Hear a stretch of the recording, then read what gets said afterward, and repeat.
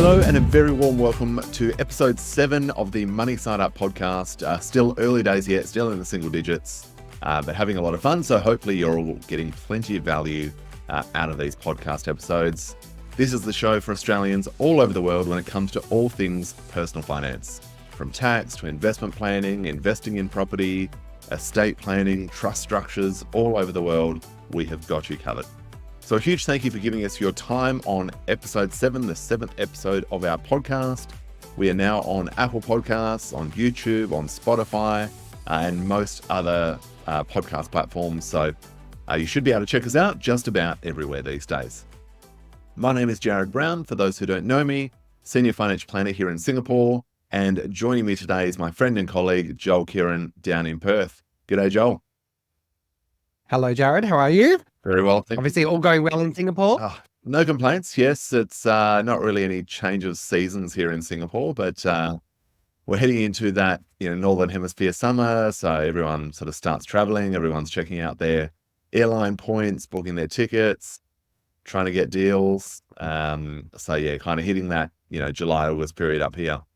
But how are things going for you down in Perth? Obviously, we're well into winter now. Well, I was just speaking with another client over east, and they were saying, the mornings are on the I suppose weather feels like 0.6. That's a bit too cold for my liking, given that a cold day in Perth is 15 degrees. Absolutely. But, very glad to be on the western side at this time of year. Most definitely, yeah. 0.6, my goodness. That's I think people in Singapore start freaking out once we drop anywhere near 20. And that is night as well. So the coldest we get is when the air conditioning's really cranked up, I think, yeah. So look, I guess before we dive in, and we've got plenty to cover, there's a lot going on. It's end of financial year. We've got RBA updates. We've got rate cuts happening around the world. But before we dive into that, why don't you share with our listeners our usual disclaimer? Of course, we've got to keep the legal team happy, of course. Everything we discuss in this podcast is general advice and general in nature. If you do want to obviously take into consideration your personal circumstances, please reach out to Jared or myself. We'll be happy to go through, obviously, and provide you with personal financial advice. But we hope that the purpose of this podcast is to provide lots of insights and general information for your listening pleasure. But let's start, shall we? Fantastic. Let's dive in. Yeah, plenty to cover. We've got a really fantastic guest speaker today as well. So a little more on that to come, but we'll be talking all things FX, brokers, using banks to transfer money. But before we dive into that, there's a lot going on around the world at the moment. There always seems to be, even though it seems to be somewhat of a more normal year compared to what we've seen over the past decade. But maybe, let's start with the end of financial year. Obviously, we're recording this on the 20th of June. This is not going to land until we're into the new financial year. But maybe, Joel, do you want to just give us the headlines as far as what's changing between 2023-24 and then heading into the 24-25 financial year when it comes to Australia? Yeah, and it's always a really good time, particularly now as we're sort of wrapping up end of financial year. It's really good to take stock of financial positions and just essentially have a financial health check. I like to do it at the end of each financial year. Just sort of look and say, right, well, what sort of tax deductions can I claim? Making sure that all of these things are in order. Check to make sure that, are we maximizing our superannuation contributions for the year, claim tax deductions there. So it's just a really good time to take solace. And particularly in the news headlines at the moment, there's been a couple of changes, particularly in superannuation. One being that from 2026, Division 296 is going to come into effect, and that is obviously that sort of spoken about $3 million cap on superannuation, and what that means for people if you've got balances in excess of $3 million broadly.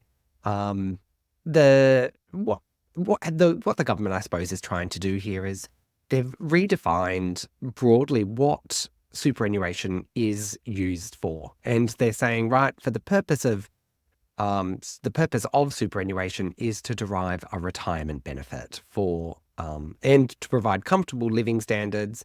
And what they're essentially have highlighted is that to have a comfortable retirement in Australia, do you need more than $3 million inside superannuation? Now, take that with a grain of salt. Obviously, it's very broad to assume that what sort of living standards we all address. Now, personally, I would love to have in excess of $3 million inside my super fund, but I'm a fair way off that for now.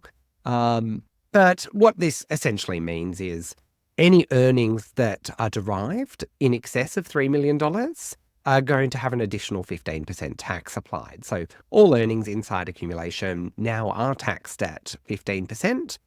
So the percentage of earnings that have derived from balances in excess of $3 million are going to have an additional 15% tax. So that'll be 30% tax. Your whole super balance is not going to then be taxed at 30%, but it's going to be the percentage of earnings derived in excess of 3 million are going to be taxed at 30%. So yeah, it's obviously factors in, again, a broader planning piece about how if you're particularly, if you've gathered more than $3 million inside super.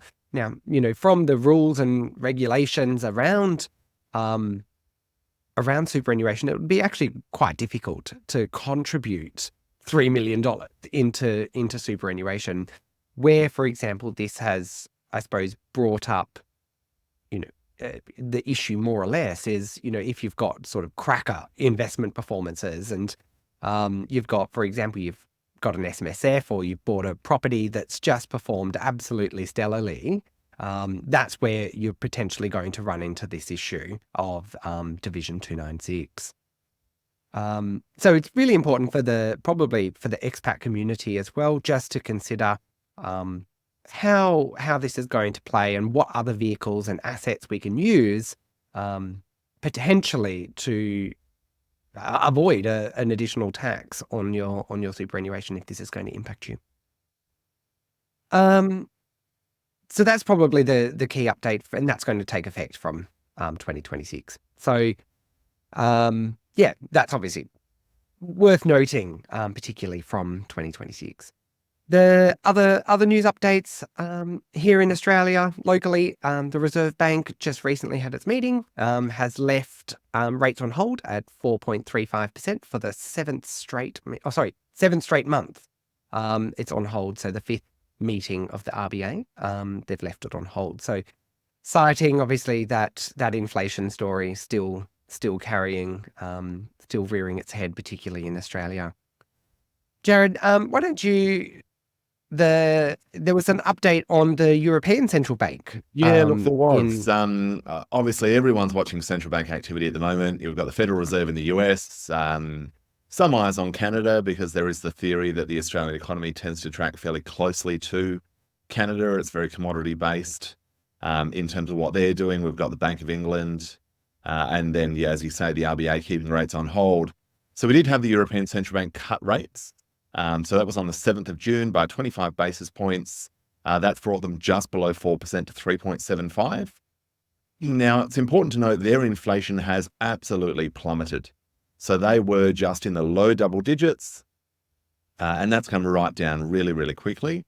Obviously, there are more geopolitical tensions, I guess, in Europe, more potential disruptions in terms of economic growth, and you've also got a very diversified, I guess, set of economies making up that Eurozone. So we have got the first cut there. They have highlighted that they're not expecting any more in the short term. But I think what people need to be mindful of, especially the Aussie expat community, is what impact these other central bank decisions have on the Australian dollar.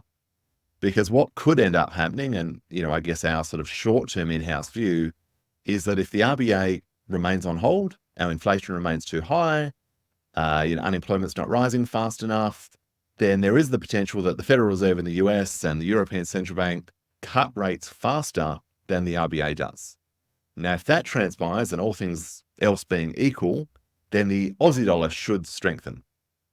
So I was having a conversation with another Aussie expat here in Singapore yesterday saying, Wasn't it wonderful when the Aussie was at, 120, 115, 125, very briefly? We all kind of got quite used to and quite comfortable with those numbers. Now, the reality is if, the economic data, the inflation data, the unemployment data continues as it is, then there is every chance we're not going back to those numbers in future, or at least in the medium term. So for expats, if you are looking at, buying property, shifting money into super, obviously we've got some super limits changing into the new financial year, or, you're just paying down debt or paying off HEX. At the end of the day, shifting money into Aussie dollars, I think you need to be very mindful of when you might action that. Because the current rates at the moment, yes, they're not as good as they were last year, but this might be as good as it gets for some time. So definitely one to watch. Obviously, outside of the European Central Bank, we've had Canada, we've had Sweden, we've had Switzerland, all cut rates as well. We did have New Zealand very early on, although their rate decisions have been a bit all over the place, and most developed economies are not watching New Zealand for guidance in terms of what should be done. But I think it's very much going to be all eyes on the Federal Reserve as far as what the RBA does in Australia, from our perspective anyway. So yeah, certainly an interesting space. Would love to be getting a cut in the mortgage rate, but I don't think that one's coming anytime soon. We are starting to see fixed rates come off, so fixed rates now back in the fives. But again, I think once we start to get 2 or 3 or 4 cuts, maybe from late this year and then into 2025, potentially those fixed rates will start with a 4 again, which I think would be welcome news for most people. Absolutely. And I suppose just reflecting as well on sort of broader market performance, if I look at sort of year to date, we've seemed to be doing quite well. The S&P 500 up 13% year to date, NASDAQ 17% year to date, the Hang Seng 6.85, the FTSE 100 5.5, and the All Ords 1% year to date. But obviously if we remove all sort of the banks and the mines, we're up 4.5% year to date. So all round, it seems to be, it's created an environment where, currency, if the currency is strengthening, particularly the Aussie dollar, that could also lead to, broader market changes, more or less. Absolutely. Look, Yeah. it's been been a very good year, and look, even last year, it was nice to see strength after 2022, which was quite dismal for pretty well everyone. The only asset class that really went up was cash. When that's the case, it's a pretty disappointing year. But yeah, certainly nice to see a bit of strength across the board. Naturally, on the back of that, we always get the doomsayers come out. It's the end of the world. It's the recession. It's this, it's that. And obviously, when you have more divergence, more volatility across the board, restrictive interest rates in that economic growth is softening by design, then there's always going to be data points to support that story. But the reality is, in our view, as interest rates come down, quality growth assets tend to do well. So that doesn't mean to say you should be going and buying the S&P 500 on your credit card. Usually a pretty terrible idea. Of course, seek personal advice. But also, in our view, it's not the time to be panicking out. It's the time to be sensibly diversified, rebalance, have a look at where opportunities lie. There's every chance that it's a fairly positive time ahead, I guess, in terms of market. Absolutely. And you touched earlier, I will just mention as well, you did touch earlier on the changes to superannuation limits coming into the new financial year.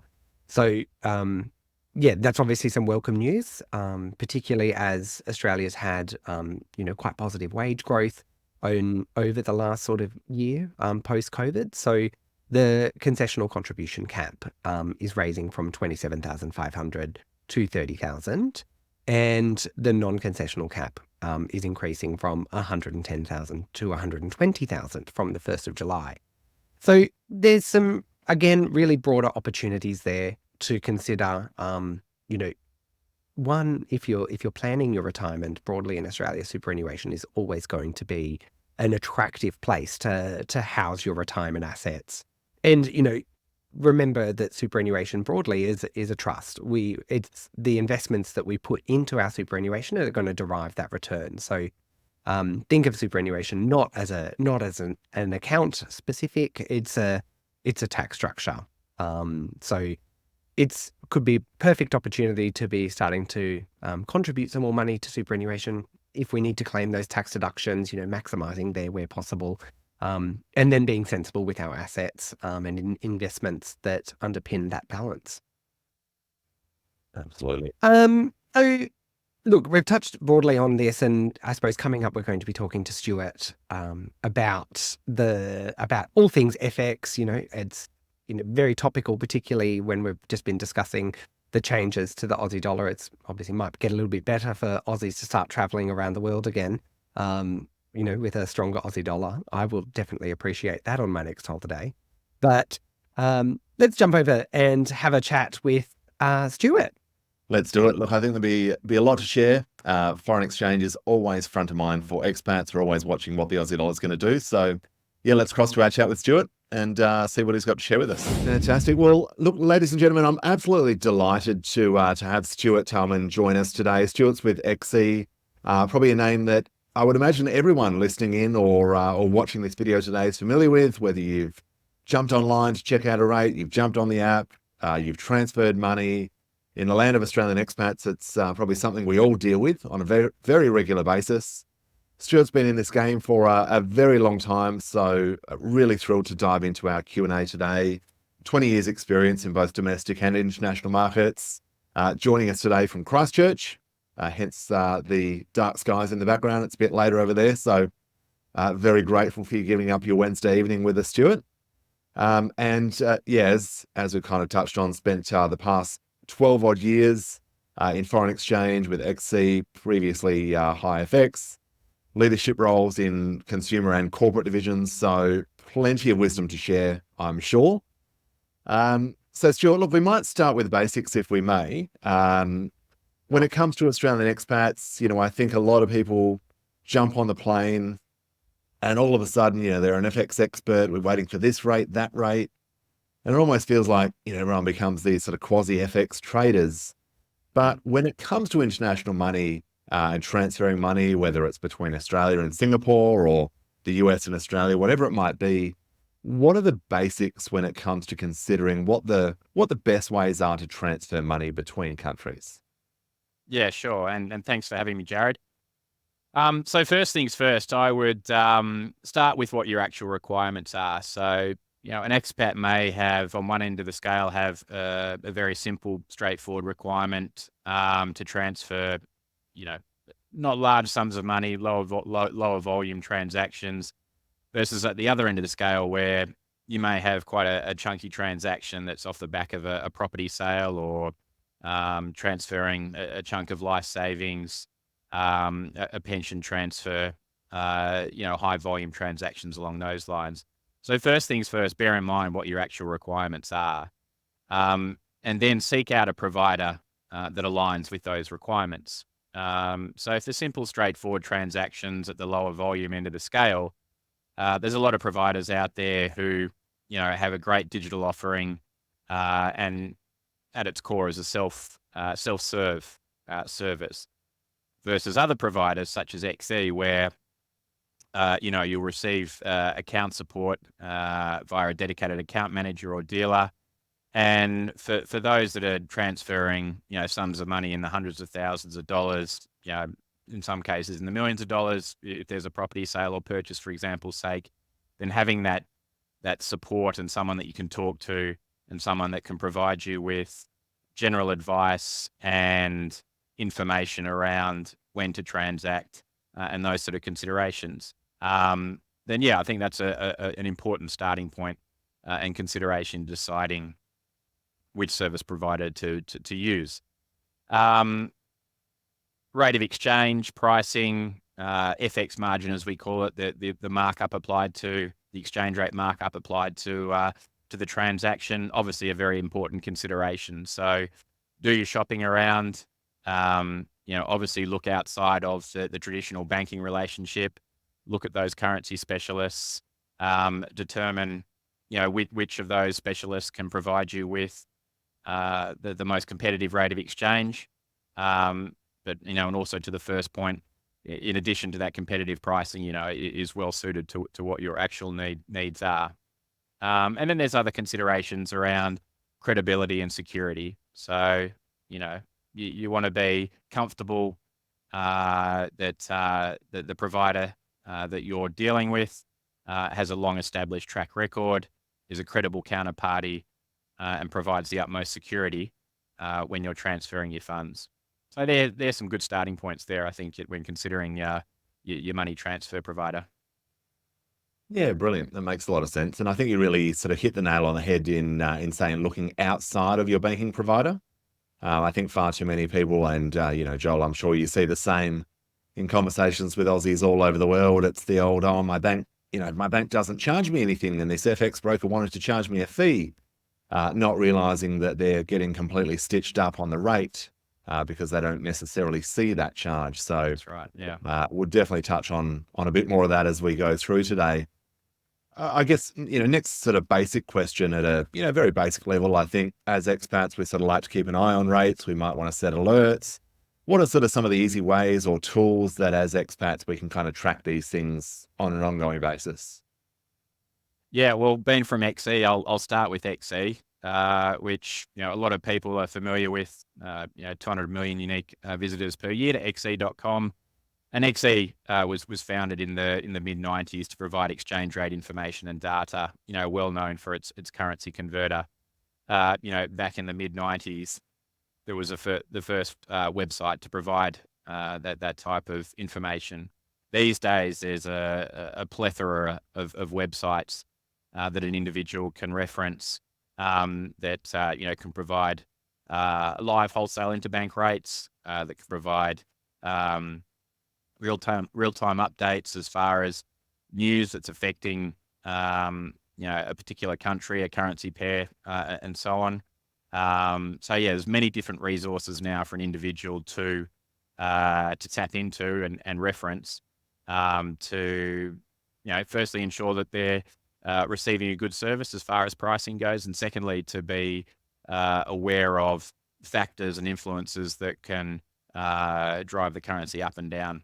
Thanks. So that's, such a great insight there, Stuart.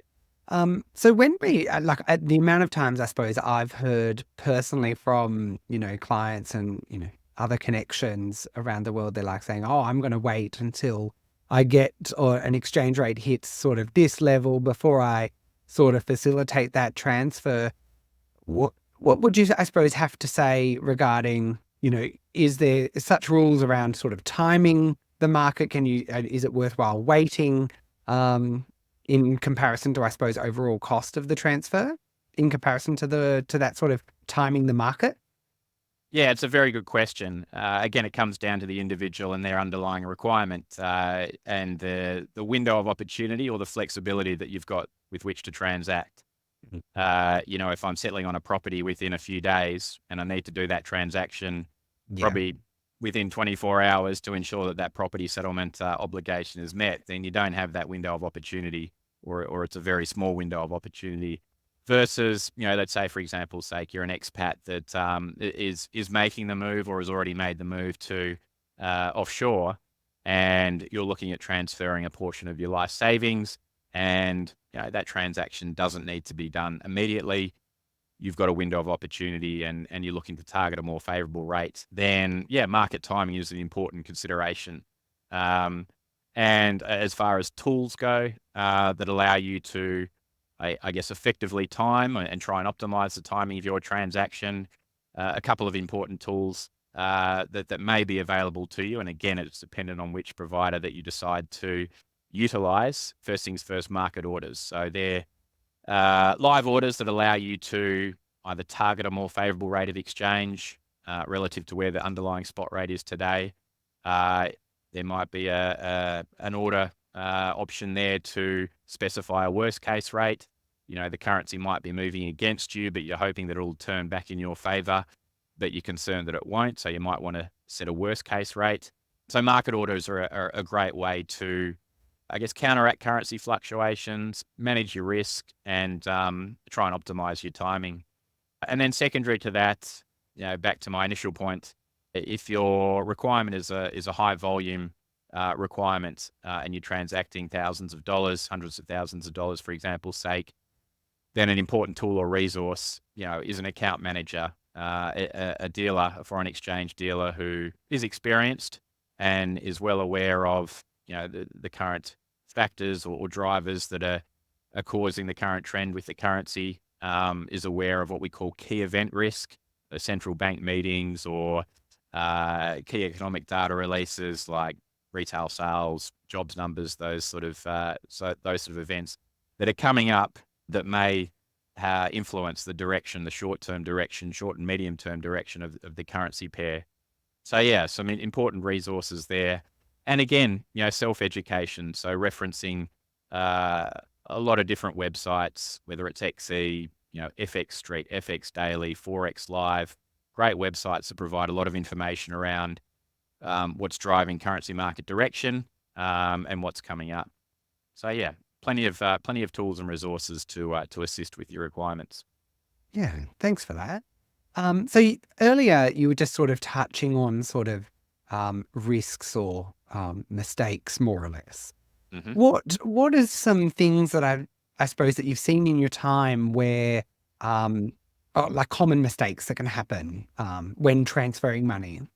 Yeah, we touched on it earlier in the call. I think a lack of awareness or misconception around non-bank institutions and providers of money transfer and foreign exchange services. Certainly those misconceptions are a lot infrequent these days with the proliferation of non-bank providers. But still, you'll come across individuals who feel that, relying on the banking relationship to convert their currency and send and receive international transfers is the best method to do so. And some of those misconceptions might be around, security, that dealing through a non-bank institution is far too risky. And what happens if my funds go missing, or it's more likely that something will go wrong with a non-bank institution versus my bank. And, the reality is that the non-bank institutions and the banking institutions are all regulated. The anti-money laundering and counter-terrorism financing legislation there in Australia. All those institutions, both bank and non-bank, have to adhere to those regulations. So, broadly speaking, when you're dealing with a credible tier one money transfer provider, it's very safe and secure. Another misconception potentially with the banks is that, it's a bank. How can a non-bank institution possibly provide me with a more competitive rate than my bank? And the simple answer there is that a currency specialist, in a lot of cases, will just go ahead and apply a significantly smaller margin than a bank will. And I think from memory, there was a World Bank report probably 3 or 4 years ago. Out of the G20, Australia was the third most expensive nation to send and receive international transfers. We're going back a few years there, so that might be a little bit dated. But the point there is that, just blindly trusting the banks or utilizing the banks to convert your currency often results in a significantly less, more competitive rate of exchange relative to the non-banks. So yeah, that's certainly one thing to look out for. I think just broadly speaking, we were just sort of touching on, ways to minimize mistakes and stuff with, the transfers that are happening. So I think you've answered it quite well. Yeah. I'd just say as well, be prepared. So again, factors such as, which country that you might be relocating to, if it's a low risk country, a developed nation, and your requirements are pretty simple and straightforward, then you're not going to really encounter any issues in actually completing the transfers that you need to complete. But if you're moving to a more exotic country where the anti-money laundering framework may not be as robust as a developed nation, and it's deemed a high-risk jurisdiction, for example's sake, then you'll need to be aware that there'll be some supporting documentation that you might need to provide to enable the transaction to go through. So that's just an example of being prepared and being aware of factors that might influence the ease by which you can transact, depending on where you might be relocating to. That certainly makes sense. I guess one of the other big things to touch on, Stuart, and I think, in the land of expats tends to be probably far too often ignored, is the currency risk, both of their salary, their savings, their retirement. A lot of our clients work in the tech sector. They're accumulating large amounts of shares, of options, most of the time not in Australian dollars. So what are, I guess, some of the strategies or, the thinking behind what expats should be considering, particularly Australian expats, for those planning to retire in Australia? How do they manage this currency risk? What if the US dollar goes against them, or the pound, or whatever it might be, and everything they've got is exposed to that currency? Yeah.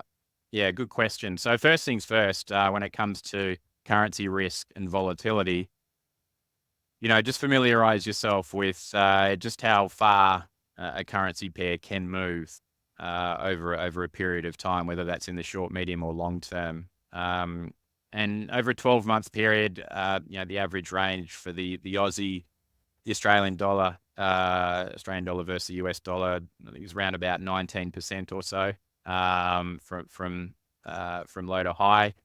And yeah, just over the last, from sort of mid to late April or so, we've seen the Australian dollar firm around about 4% or so against the US dollar. So first things first, being aware of how quickly a currency pair can move. And then secondary to that, what's the overarching trend at the moment? Is the Australian dollar in a pronounced uptrend or downtrend, or is it just sort of bouncing around in a range?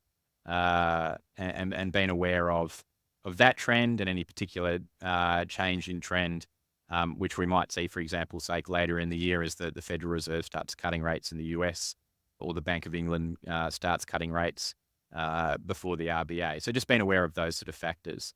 And then as far as mitigating currency risk, we touched on it earlier.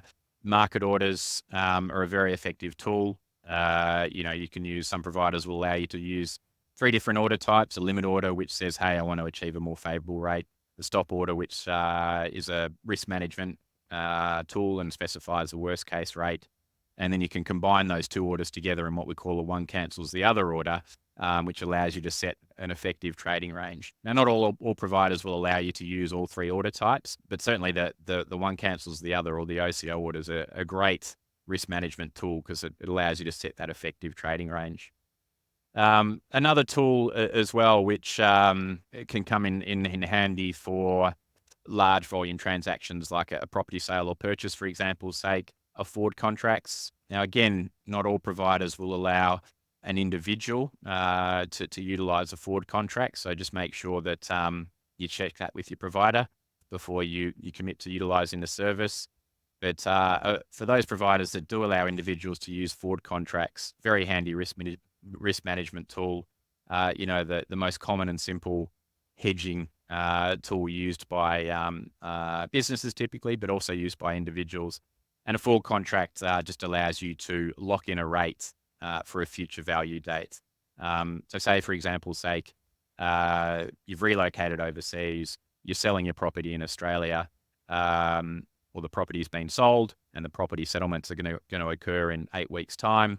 You're liking the level that the currency is currently at, and you're worried that it might move against you over that 8-week period. You can utilize a forward contract to lock in that rate.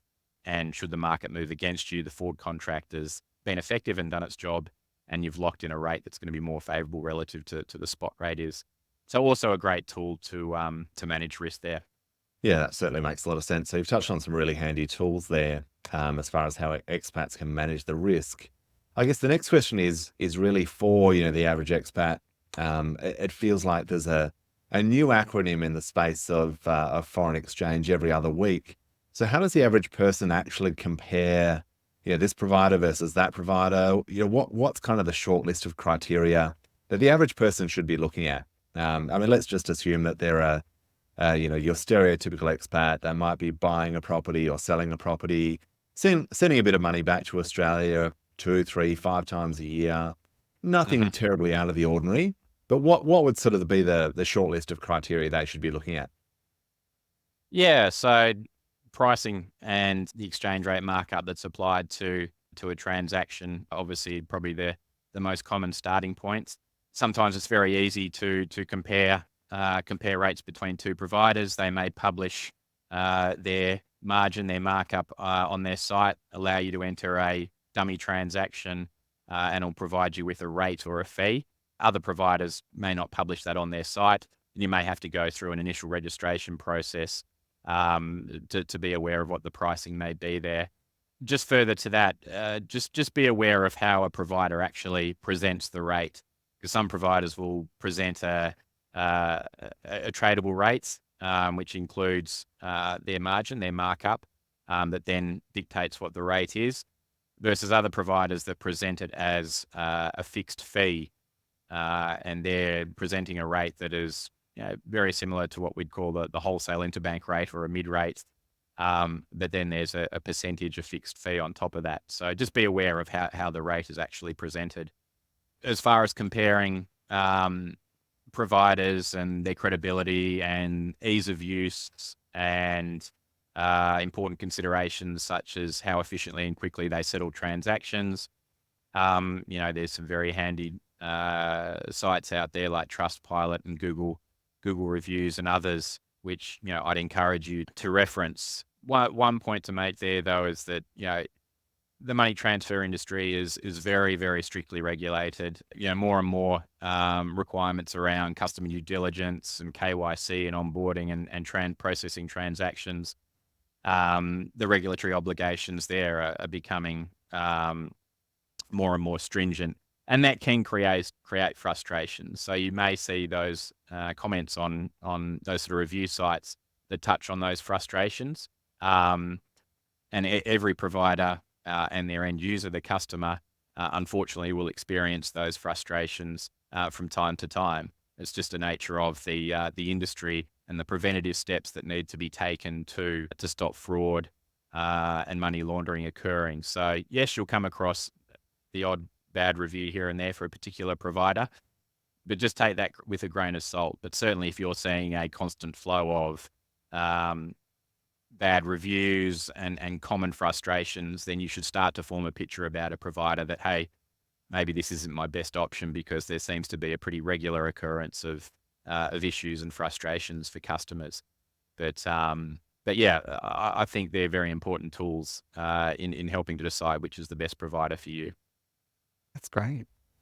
Stuart, you were just sort of touching on in the last question, sort of the different, I suppose, options and tech that, a financial transfer service provider uses. How have you seen sort of technology evolve over the time that you've been in the game? And how do you think technology is going to continue to in advance, and what do you think is going to become easier, better, worse off in regards to facilitating transfers today and into the future? Yeah, good question. Technology plays a huge part in the money transfer industry. Everything from onboarding clients, completing mandatory Know Your Client processes and procedures, ID verification when it comes to regulatory considerations and mitigating the risk of fraud. Technology also plays a big role in enabling the provider to do all the required checks and get a payment released or cleared if it's received as quickly as possible while meeting those obligations. So yeah, a lot of technical advancements over recent years.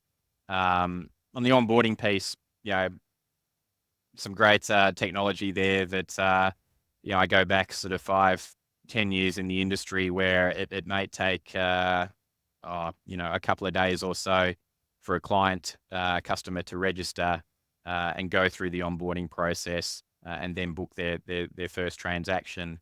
Now, if you've got an urgent requirement, you can register, have your ID verified. The provider on the other side has done all their required checks from a Know Your Client point of view, and you're transacting in well and truly inside an hour. So yeah, there's some fantastic technical developments in recent years that have sped up that process from registration through to first transaction. which is great for the end user. Real-time payments, has been a domestic development and technological advance, over recent years, and more over the last few years or so, a couple of years or so, we've seen that sort of transferred into international payments. Customers these days, gone are the days where 3 or 4 business days was acceptable, and the norm for a payment to be sent and received at its destination account. Now, customers are wanting the payment to be received by the money transfer provider, sent out to the intended recipient, and cleared, well within the same business day. So yeah, we're certainly seeing that the speed at which transactions are settled is significantly faster than what it has been over the last sort of couple of years or so, and that'll only continue to increase. Technologies like blockchain, for example's sake, and other emerging technologies enabling real-time settlement of international transfers. So certainly a lot of money transfer providers are embracing blockchain and other new technologies. And that's sort of what's going on on the technology side of the industry. Yeah, and I suppose, could you just sort of touch on, on the back of that, what the sort of security standard, more or less, is on the sort of money transfer space? I know you touched on AML's ETF sort of policies, but from a back end perspective, what for example, what does XE do to make sure that everything is secure, it's transferred effectively, and where it needs to go? Yeah, sure. So, well, first things first, the individual, the customer that's registering for the service, there's ID verification and other checks that are carried out to ensure that individual is who they say they are. They're not, they haven't stolen someone's identity, and they're not attempting to initiate a fraudulent transaction. So again, speaking to the technology piece, a lot of technology, or some impressive technology, is leveraged on the back end to ensure that that doesn't occur.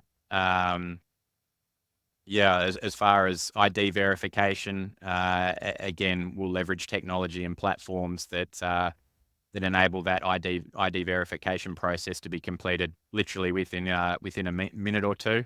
And then, as far as the actual payment itself, if you're an expat that's sending funds, you're just about to make the move, for example's sake, and you're sending funds to your new destination country, we'll be doing background checks on who's receiving the funds. Again, making sure that there's no possibility that it could be a fraudulent transaction or a transaction that's linked to money laundering. And then, I think I touched on it earlier in the call. There may be some additional enhanced due diligence involved if the individual's making a payment to a high-risk destination or an ultra-high-risk destination. So again, leveraging technology to ensure that from a security perspective and from a regulatory perspective, the transaction goes through the required checks to ensure that that's all above board. And then more broadly with security, I think with the provider itself, you want to be dealing with a provider that has an established track record, maybe part of a larger group. I know some customers find comfort in the fact that if they're dealing through a money transfer provider, that is a listed entity or part of a larger group that is a listed group, a listed entity, that provides them with more comfort.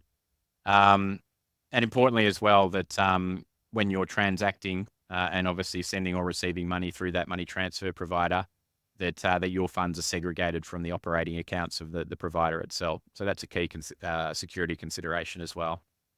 That certainly makes a lot of sense. I guess a few other sort of, not curly questions, but I guess common questions that come up. One, I guess, just around tax. Now, I mean, mindful, you're not an accountant, but I guess, from our perspective, we hear all sorts of interesting tidbits or comments or things that clients have heard. You don't transfer more than $10,000 to Australia. So, if you've got $1 million, you just transfer, multiple lots of 9,900 and the ATO won't catch you and all sorts of other nonsense. But I guess when it comes to tax implications and I guess just having a bit of a health check tax wise, what would be, I guess, some of your sort of common tips or any gotchas, I guess, when it comes to the world of FX? Oh, look, I'm not a tax specialist, and I dare say that most of the individuals that are providing a service through the money transfer provider are not tax specialists either. So certainly, personally, I wouldn't want to give any tax advice around what not to do and what to do. So what I would say is that any conversations around tax with regards to exchanging your foreign currency and moving funds across borders, then most certainly talk to your accountant or a tax specialist. Don't rely on the advice of a money transfer provider to tell you what you should or shouldn't do when it comes to tax itself. But I mean, by itself, a foreign currency transaction does not get taxed. It's not the foreign currency transaction itself; it's the underlying reason for the transaction, the currency exchange itself, that may have tax implications. So again, important to talk to your accountant or a tax specialist, share that information, and then determine whether or not the transaction that you're about to undertake has tax implications. So I'll leave it at that as far as tax goes. Yeah, no, look, I think that's very helpful. Picking up the phone, reaching out to your tax advisor, your financial advisor, make sure they're qualified to give the advice, and they do actually know what they're talking about. But yeah, I think that's super helpful. I guess changing tack a little bit, you've been in this industry a long time.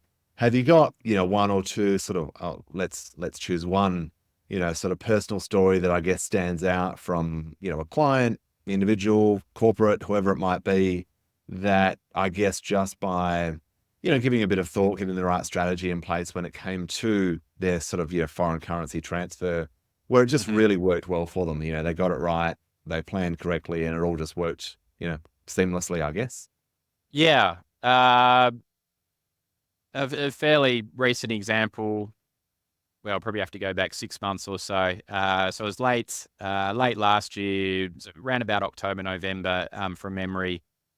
A customer had just moved back, an expat had just moved back from, I think it was the Netherlands, to Australia, and had sold their property in the Netherlands. Had life savings or savings to bring back as well. There may have been a pension transfer as well, from memory. But between the few requirements there was a requirement. The total requirement was around about 300,000 or 400,000 euro, and this individual was quite informed, had done their research. Going back to comments that or ground that we've covered earlier in this pod, that individual had clearly looked at different providers and had chosen XE because they were very keen on hedging and using a forward contract to counteract an expected strengthening in the Aussie dollar against the euro. XE was one of a few providers that would allow the individual to book a forward contract. There was a initial margin or deposit requirement. So the individual was happy to pay a deposit up front of, I think from memory, it was around about $30,000 to secure the forward contract. Not everyone can do that, but in this case, the individual could. And that individual had formed a very strong opinion or view of where they thought the currency pair was heading. And the view proved correct. The Aussie firmed around about 4 or 5% against the euro in October through to late October through to early December. And the forward contracts worked a treat. That particular outcome enabled, I think it was around about $15,000 more to be received when the customer converted euro to Aussie at the forward rate, versus if they had have not utilised that forward contract and on the day just converted at a spot rate. So yeah, that was a good example of an individual who'd done their research, who was aware of a risk management tool that they could use, had a strong view, and backed that view and went from there. But yeah, good outcome. No, that sounds, I'm sure he was obviously very pleased with that outcome for sure. Who wouldn't? Very much so, yeah. So Stuart, just, I suppose, broadly speaking, I know we've spoken about obviously the difference between banks facilitating transfers and financial transfer providers. Mm-hmm. What would you say to, for example, newly found expats and establishing relationships with, for example, transfer providers versus local banks in regards to, and what would be the best way to sort of address that upfront to sort of help facilitate future sort of relationships with sort of multiple international transfer needs? Yeah. Okay. So again, the end user, the customer the expat should determine, okay, am I happy to self-serve? I just want to use an online platform, fast, simple, efficient, an easy registration process, a good user experience. If that's, the key consideration, then yeah, you can sign up for multiple services, and then determine from there which one you think is the best. You could, for example, say if there was an opportunity to put through a small test transaction, or a couple of test transactions, and certainly that's an effective way to determine which of those providers might be best suited to you and your needs and preferences. At the other end, with the high value transactions, and rather than sort of having a one-off requirement when you first relocate overseas, if you've got an ongoing requirement and a chunky transaction that's linked to a property sale or whatever it may be, the sale or purchase of another asset, then yeah, contact the money transfer provider. Ask them there's some questions around the level of service that they provide. If you'll get a dedicated account manager, what sort of information that they're happy to provide. Can I contact you on a regular or semi-regular basis and ask you questions around what's going on in the currency markets? What are the key drivers? What level of advice will you give me? Is it general advice? Is it personal advice? They're sort of considerations and conversations that you can have with the provider, so that you can get to a point where you've made the right decision, and you've gone through an evaluation process to determine what provider is the best fit. So yeah, and then again, back to the review sites as well, Trustpilot, Google reviews, and others. You should get a pretty informed view of which of those providers are best suited to your needs. That's great. Thanks, Stuart. And I suppose just sort of rounding out my questions here, if you could provide any sort of like a one-liner, most, important piece of advice for any new expat regarding money transfers, what would it be? Yeah, just do your research. Along with the review sites that we've touched on a couple of times through the call, there's some great aggregation sites as well, and review sites. So just as, you might be familiar with those aggregation sites through, credit cards or mortgages, for example's sake. Well, those aggregator sites provide the same service for money transfer providers. So yeah, there's just so many tools out there where you can do your research, compare pricing, and you do have a lot going on as an expat as far as the relocation goes. New job, new living arrangements, if you've got kids, sorting out new schooling, all that kind of stuff. So there is a long list of things to do, but sometimes money transfer is not included on that list. So just make sure you're prepared, do your research, and you'll be able to form a pretty informed view as to which is the best service provider for you, versus sort of not being prepared and leaving it up to the last minute. That would be my leading piece of advice. Brilliant, Stuart. Well, look, we might wrap it up there. I think, gosh, we could continue down the rabbit hole with various scenarios and common questions faced by our clients. But I think that's been a huge help. Bringing money transfers to the forefront, making sure it's on your sort of setup list, not just relying on your local banks, shopping around, considering what your goals are. And, I think you also highlight a really important point that there are more tools out there than just this currency to that currency, and you can manage that forward risk. So on behalf of everyone, a huge thank you for giving up your evening to share with us, your wisdom, answer some of our questions today. It's been really helpful, and I'm sure everyone's gotten a lot of value out of it. So huge thank you very much, Stuart. Thanks, Jared. Thanks, Joel. My pleasure. That was so great to have all those insights provided by Stuart there. As mentioned in the sort of first podcast, we will be, releasing a new episode of this podcast each month. And this will come on, obviously, on the last Wednesday of the month. So, please feel free to share around, and, we hope that, this podcast is going to create insight to our sort of broader Australian and expat community. We're hoping to be continuing to interview experts each month on all topics ranging from repatriating funds to Australia to, preparing your will overseas or even transferring money. So this podcast will be available on all major podcast hosting services. So you'll be able to find us, subscribe, check out the resources. And of course, please leave us any questions. And if you have any topics that you would like us to discuss on the podcast, we'd love to hear from you. We're always looking for interesting and innovative ideas about where to go with this, just to create as much value as possible. So we'd love to hear from you, and we'd love to have your feedback. Absolutely. And look, just to sort of extend that, I guess, however you found out about the podcast, please do share it with your friends, your network, your colleagues, even your family. If it's relevant for them, we're obviously not here to sell anything on the podcast.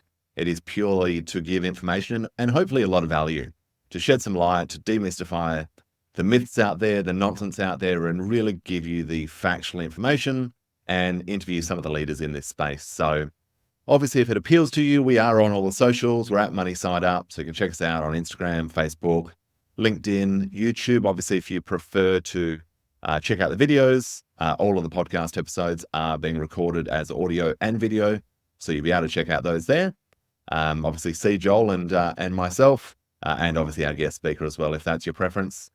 Next month, we have a fantastic guest speaker. We'll actually be exploring Singapore property. Well, especially probably the last 18 months as rents have been climbing. We've had more and more clients asking, should we buy? Is it time? Should I invest? We run the numbers constantly, but next month we'll be interviewing an expert, a local Singaporean property real estate agent. So stay tuned for that one. I think there's going to be a ton of value to unpack. But as we said earlier, thank you very much for giving us your time. Thank you for tuning in. Do let us know if there's topics you want us to cover. But otherwise, we look forward to seeing you in the next one. Thanks, everyone.